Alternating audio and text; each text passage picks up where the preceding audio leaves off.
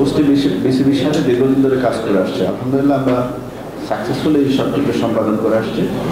আমরা উভয় পক্ষই খুশি আছি আমাদের যার যার অবস্থান থেকে কন্ট্রিবিউশন করে।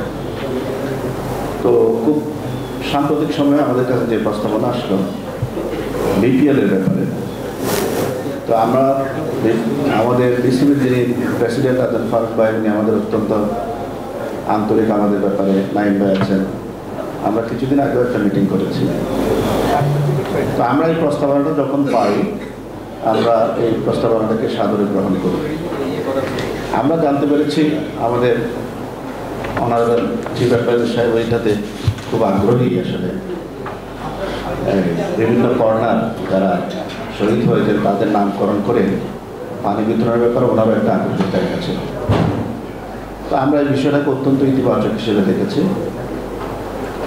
এবং আমরা চেষ্টা করবো ওনাদের প্রস্তাব অনুযায়ী 6টা আমরা কর্নার করব, বিভিন্ন নামে, অফকোর্স মুগ্ধর নাম থাকবে, আরও যারা শহীদ হয়েছে।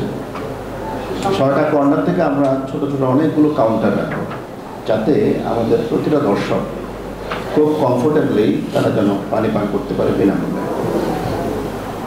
তো এইটা আমাদের হেড অফ বিজনেস বলেছেন, এটা যেমন একটা পুণ্যের কাজ, সওয়াবের কাজ এবং আমাদের যে রাষ্ট্রীয় যে আকাঙ্ক্ষা সেটার প্রতিফলন করবে।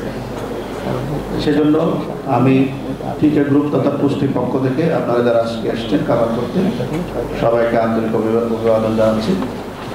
এবং আপনারা পুষ্টির যদি কোনো ধরনের ভুল ভ্রান্তি হয় সেটাকে বড় করে না দেখে পুষ্টির যে কন্ট্রিবিউশন সেটাকে বড় করে দেখাবেন, সে আশা ব্যক্ত করে আমি আমার সেশনটা বলছি।